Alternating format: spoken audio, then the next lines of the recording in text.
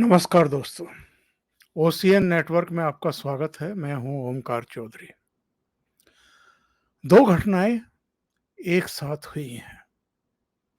पहली घटना, भारतीय जनता पार्टी ने अब ऐसे टेलीविज़न चैनलों पर, समाचार चैनलों पर अपने प्रवक्ताओं को भेजना बंद कर दिया है, जहां भड़काऊ मुद्दों पर चर्चाएं आयोजित की जाती हैं या जहां पर इस तरह की डेलिबरेटली चर्चाएं आयोजित कराई जाती हैं, जिनमें एक दूसरे के सिर पर चढ़कर बोलने की एक बाध्यता हो जाए, पॉलिटिकल पार्टी की लीडरशिप की भी, उनके प्रवक्ताओं की भी।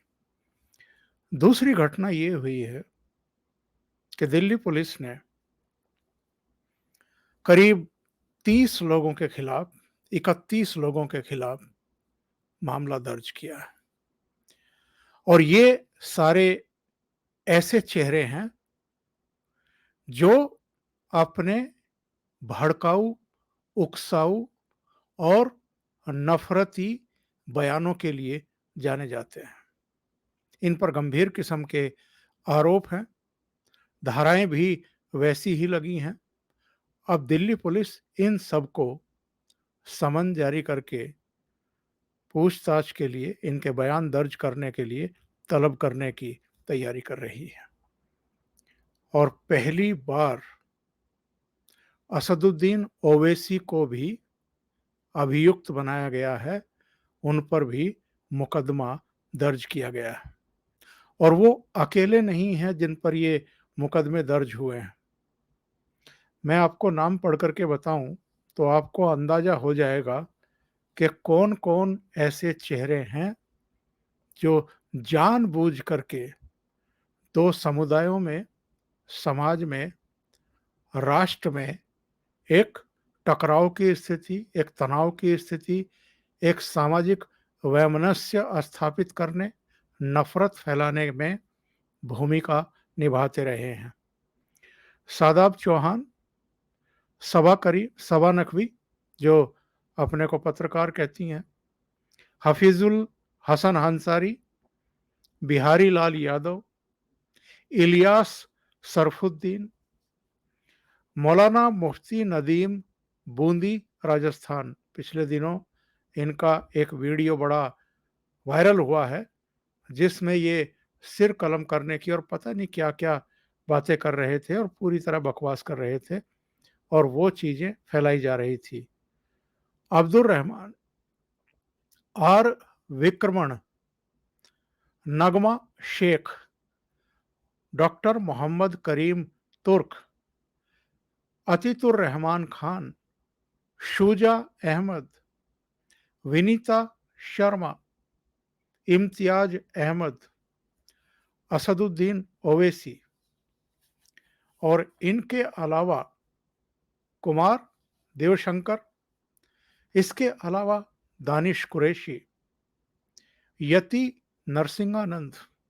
इन्होंने कुछ ही दिन पहले, जब ये जेल से रिहा हुए थे, लंबा अंदर गए थे, जब धर्म संसद में इन्होंने और एक इनके साथी जो नए-नए त्यागी बने थे, उन्होंने बहुत भड़काऊ बयान दिए थे और काफ़ी ऐसी बातें कही थी जिनको आप वास्तव में भड़काऊ ही कहेंगे।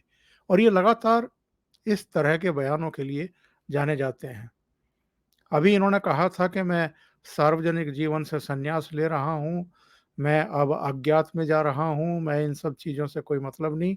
और अभी 2-3 दिन पहले से इन्होंने फिर बयान देना शुरू किया कि मैं 17 तारीख को जामा मस्जिद जाऊँगा और ये बताऊँगा और वो बताऊँगा, ऐसा करूँगा और वैसा करूँगा। तो इन पर भी दिल्ली पुलिस ने मुकदमा दर्ज किया है। स्वामी जितेंद्रानंद, इसके अलावा लक्ष्मण दास, अनिल कुमार मीणा, काशिफ, मोहम्मद शाजिद शाहीन, कुमारी सेंसई, गुलजार अंसारी, सैफ एड दीन कुतुज, मौलाना सरफराज, पूजा शकुन पांडे, मीनाक्षी चौधरी, मसूद फैयाज हाशमी। और एक अलग से मुकदमा दिल्ली पुलिस ने नुपुर शर्मा पर भी दर्ज किया। इनमें दोनों समुदाय के लोग हैं, लेकिन एक समुदाय के ज्यादा लोग हैं। और ये जो टेलीविजन पर आते हैं, न्यूज चैनलों के द्वारा बुलाए जाते हैं, और जो सोशल मीडिया पर भी बिना किसी खौफ के जो मन में आता है वो लिखते हैं, धमकियां देते हैं, एक दूसरे को उकसाते हैं, यहां तक के सिर कलम करने की बातें लिखते हैं। ये जो सवा नकवी है, इन्होंने जो शिवलिंग मिले थे ज्ञानवापी में, उनके बारे में एक ट्वीट किया था फव्वारा बताते हुए कि आज दिन में कई बार मुझे ये किसी ने भेजा। बाद में जब इनको एहसास हुआ कि इन्होंने गलती कर दी है, तो उन्होंने वो डिलीट भी किया, उसके लिए सॉरी फील भी की कि अगर किसी की भावनाओं को ठेस पहुंची है तो मैं सॉरी फील करती हूँ। लेकिन ये एक उकसावे और भड़कावे वाली हरकत थी, तो दिल्ली पुलिस ने सुमो मोटो लेते हुए इसमें एफआईआर दर्ज की है और इन सबको अब बुलाने की तैयारी हो रही है। असदुद्दीन ओवैसी की प्रतिक्रिया आई। उन्होंने लिखा अपने अकाउंट पर, ट्विटर अकाउंट पर लिखा कि मुझे एफआईआर का एक अंश मिला है। ये पहली प्राथमिकता है जो मैंने देखी है जो ये स्पष्ट नहीं कर रही कि अपराध क्या है। हम इससे भयभीत नहीं होंगे। अभद्र भाषा की आलोचना करने और अभद्र भाषा देने की तुलना नहीं की जा सकती। यानी ये अपनी अभद्रता की का बचाव करने की कोशिश कर रहे हैं। इन्होंने अतीत में भी अनेक मौकों पर, बल्कि अपनी लगभग हर सभा में, हर प्रेस कॉन्फ्रेंस में, हर टीवी प्रोग्राम में ये इसी तरह की भाषा बोलते हैं। और शायद इनको बुलाया भी इसीलिए जाता है ताकि ये कुछ उकसावे वाली बातें बोलें, सांप्रदायिक बातें बोलें, और उनके ऊपर फिर जो दूसरे वर्ग के लोग हैं वो टिप्पणियां करें, वो भी तैश में आकर के खरी खोटी सुनाएं, और टेलीविजन चैनलों की बैठे बिठाए टीआरपी का काम हो जाए। कितने सारे ऐसे चेहरे हैं जिनको अपनी टीआरपी का शॉर्टकट मान लिया है टेलीविजन चैनलों ने, चाहे असदुद्दीन ओवैसी हो, चाहे राकेश टिकैत हो, चाहे यति, चाहे आपके ये नए नए त्यागी जी हों। इन सबको इन लोगों ने अपनी टीआरपी का एक जरिया बना करके रखा हुआ है, जिनको कुछ समय पहले तक, कुछ साल पहले तक कोई जानता नहीं था। उनके आसपास के लोग भी जानते नहीं थे। ऐसे ऐसे लोगों को भी टेलीविजन चैनल बुला करके हीरो बनाने पर तुले हुए हैं, और ऐसा करके उनको ज़्यादा पैसे खर्च भी नहीं करने पड़ते। इन लोगों को तो अपनी प्रसिद्धि चाहिए, अपना एजेंडा इनको सेट करना है, किसी को अपना वोट बैंक तैयार करना है, किसी को अपनी दुकान सजानी है आगे के लिए, अपना रास्ता तय करना है, और कोई अपनी अलग तरह से दुकान चला रहा है। कोई किसानों के नाम पर, कोई धर्म के नाम पर, कोई मठों के नाम पर, कोई किसी नाम पर। आप जरा सारे चेहरे उठा करके देख लीजिए जो टेलीविजन चैनलों के स्टूडियो में आकर के बैठ जाते हैं, शाम को 4 बजे, 5 बजे, 6 बजे और कई बार तो 7 वाले शो में भी बुला लिए जाते हैं। और उनमें कितने लोग इतने ज्ञानी हैं जिनको विषयों की समझ है, अगर आप इसकी पैमाइश करेंगे तो आपको निराशा हाथ लगेगी। बस उनकी क्वालिटी ये होनी चाहिए कि वो दिखने में संत जैसे लगें, यानी भगवाधारी हों। उनके नाम के आगे कुछ आचार्य वगैरह, कुछ महंत वगैरह, कुछ इस तरह की उपाधियाँ लगी हुई हों। इसी तरीके से जो मुल्ला, मौलवी और जो इस तरह के लोग बुलाए जाते हैं, उनकी भी विशेषता ये होनी चाहिए कि या तो उनके सिर पर गोल टोपी हो या उनके एक दाढ़ी हो या वो इस तरह का रूप धारण करके आए हों कि जिससे उनकी पहचान हो कि ये मुसलमानों के प्रवक्ता हैं या नेता हैं या उनके ठेकेदार हैं। और उनको बैठा करके जिस तरह का कंटेंट, जिस तरह की प्रोग्रामिंग तैयार की जाती है, वो पूरी तरीके से नियोजित होती है, पूर्व निर्धारित होती है।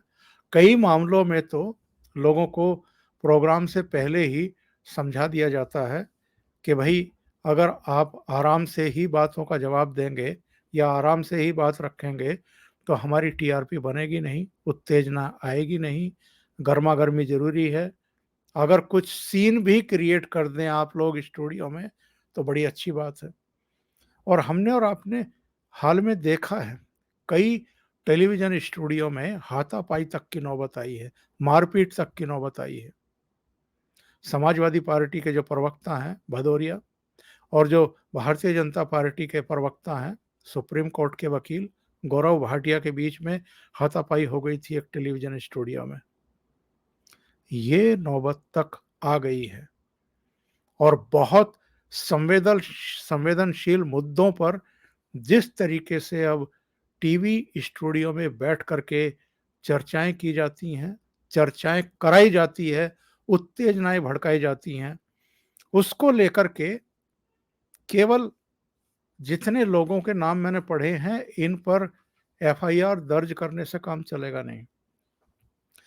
जब तक टेलीविज़न चैनलों के एंकर्स को, जब तक जो उनके ओनर हैं, जो उनके संपादक हैं, उनको जवाबदेह नहीं बनाया जाएगा, तब तक टेलीविज़न पर ये ज़हरीली चर्चाएँ, नफ़रती चर्चाएँ बंद होने वाली नहीं हैं। ये ठीक है कि दिल्ली पुलिस ने कई टेलीविज़न पैनलिस्ट के खिलाफ भी नफ़रत फैलाने के आरोप में केस दर्ज किए हैं और असदुद्दीन ओवैसी के खिलाफ मेरे विचार से तो पहली बार इस तरह की सख्ती दिखाई गई है। लेकिन जब तक आप इस तरह के लोगों को अकाउंटेबल नहीं बनाएँगे, जो डेलिबरेटली जानबूझ करके नफ़रती ज़हर के बीज बो रहे हैं और जानबूझ करके एक वर्ग विशेष के लिए इस तरह की बातें करते हैं टेलीविज़न चैनलों पर बैठ कर के और पूरे समाज में तनाव पैदा करते हैं और इसके कितने गलत असर देश के भीतर भी और देश के बाहर भी जा रहे हैं, ये हमने हाल में देख लिया है। इसके पीछे उनका जो मकसद है, उनकी पार्टियों का जो मकसद है, वो भी अब किसी से छिपा हुआ नहीं है। तो ऐसे में अगर इनको अकाउंटेबल नहीं बनाया जाएगा, यानी टेलीविज़न चैनलों को, उनके मालिकों को, उनके संपादकों को, तब तक ये चीज़ें रुकने वाली नहीं हैं। कल मैं एक टाइम्स नाउ की बहस देख रहा था और उसमें 3 मुस्लिम चेहरे थे और 3 हिंदू चेहरे थे और उनके संपादक वो एंकरिंग कर रहे थे। उसमें ये कहा गया कि भई जो ये सिर धड़ से अलग करने की चेतावनी दी गई है, क्या आप इसकी निंदा करते हैं, इसको कंडेम करते हैं? जो 3 मुस्लिम चेहरे थे, उन्होंने उसको कंडेम करने से इनकार कर दिया। फिर आप ऐसे लोगों को अपनी चर्चा में, अपने पैनल में शामिल क्यों करते हैं? ये सवाल इन लोगों से पूछा जाना चाहिए। और जो स्टूडियो में बैठ कर के इस तरह के नफ़रती बोल बुलवाने के लिए ज़िम्मेदार हैं, जो उनको रोकते नहीं हैं, टोकते नहीं हैं, उन पर भी एफआईआर दर्ज की जानी चाहिए। एक बात तो साफ़ हो गई है, दिल्ली पुलिस ने अगर ये इनिशिएट किया है, यानी एफआईआर दर्ज करने का, तो ये गृह मंत्रालय के निर्देश पर ही, सलाह पर ही किया होगा। क्योंकि अगर दिल्ली पुलिस अब से पहले ये काम करती, तो ये नौबत नहीं आती जो अब आई है।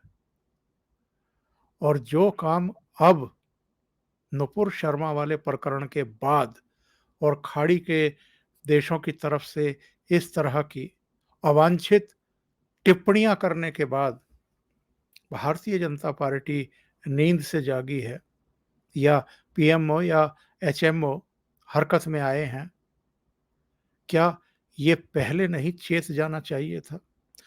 तमाम तरह के विषयों को लेकर के प्रोग्रामों को डिजाइन किया जाता है बाकायदा, और उसमें फिर जो मुख्य धारा की पार्टियां हैं, राष्ट्रीय पार्टियां, क्षेत्रीय पार्टियां, और कुछ बिल्कुल जिनकी पहचान है कि इनको अगर आज के इस पैनल में बुलाया गया है, तो फिर इसी तरह की चर्चा होने वाली है। ऐसे लोगों को क्या पहले से नियंत्रित नहीं किया जाना चाहिए था? सोचिए जरा। अभी के लिए इतना ही। बहुत-बहुत धन्यवाद। अगर आपको ये चैनल और इसके कंटेंट पसंद आ रहे हैं, तो लाइक करें, कमेंट करें, वीडियो को शेयर भी करें। अभी तक अगर आपने ये चैनल सब्सक्राइब नहीं किया है, तो सब्सक्राइब कर लें और साथ में लगे बेल आइकॉन को दबा दें, ताकि आगे आने वाले वीडियो और उनके नोटिफ़िकेशन आप तक पहुँचते रहें। बहुत-बहुत धन्यवाद। नमस्कार।